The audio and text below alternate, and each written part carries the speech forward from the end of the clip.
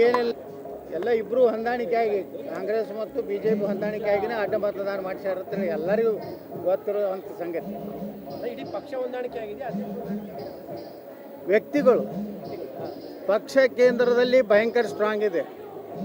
ಇಡೀ ದೇಶದಲ್ಲಿ ಕಾಂಗ್ರೆಸ್ಸನ್ನು ಅತ್ಯಂತ ಉಗ್ರವಾಗಿ ಕಠಿಣವಾಗಿ ಇವತ್ತು ಅಲ್ಲಿ ಹೋರಾಟ ಮಾಡ್ತಾ ಇದ್ದಾರೆ ಎಲ್ಲ ರಾಜ್ಯದಲ್ಲಿ.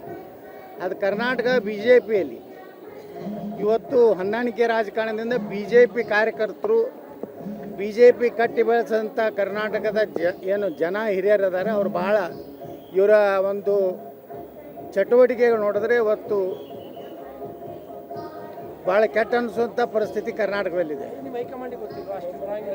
ಏನು ನಮ್ಗೆ ಗೊತ್ತಾಗ್ತಾ ಇಲ್ಲ. ಅದನ್ನೇ ಹೈಕಮಾಂಡ್ ಗೊತ್ತಿದೆಯೋ ಇಲ್ಲೋ, ಅಥವಾ ಕೊನೆಗೆ ಇನ್ನೂ ಟೈಮ್ ಇದೆಯಲ್ಲ, ಅಕ್ಟೋಬರ್ ನವಂಬರ್ ಅಲ್ಲಿಗೆ ಅಂತ್ಯ ಮಾಡ್ಬೇಕಂತ ಇದ್ರೂ ಇರ್ಬೋದು. ಇಲ್ಲ, ಹೈಕಮಾಂಡ್ ಏನು ವೀಕ್ ಇಲ್ಲ. ಎಂತಿಂಥ ರಾಜ್ಯದಲ್ಲಿ ಭಾಳ ಸ್ಟ್ರಾಂಗ್ ಆಗಿ ಇದು ಮಾಡಿದ್ದಾರೆ. ಆದರೆ ಕರ್ನಾಟಕದಲ್ಲಿ ಅದೇನೋ ಒಂದು ಭಾಳ ಪ್ರಭಾವಿ ನಾಯಕರಿದ್ದಾರೆ ಅನ್ನೋಂಥ ಭಯ ಏನಿದೆ, ಈ ಭಯ ಎಲ್ಲ ಹಾರಿ ಹೋಗಿದೆ.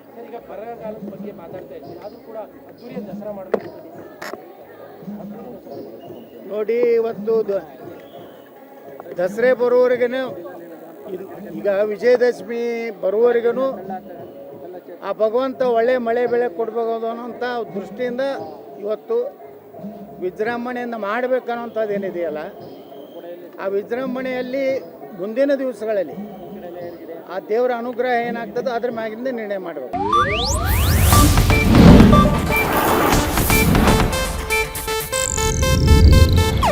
ಇದು ಏಷ್ಯಾನೆಟ್ ನ್ಯೂಸ್ ನೆಟ್ವರ್ಕ್ ಪ್ರಸ್ತುತಿ.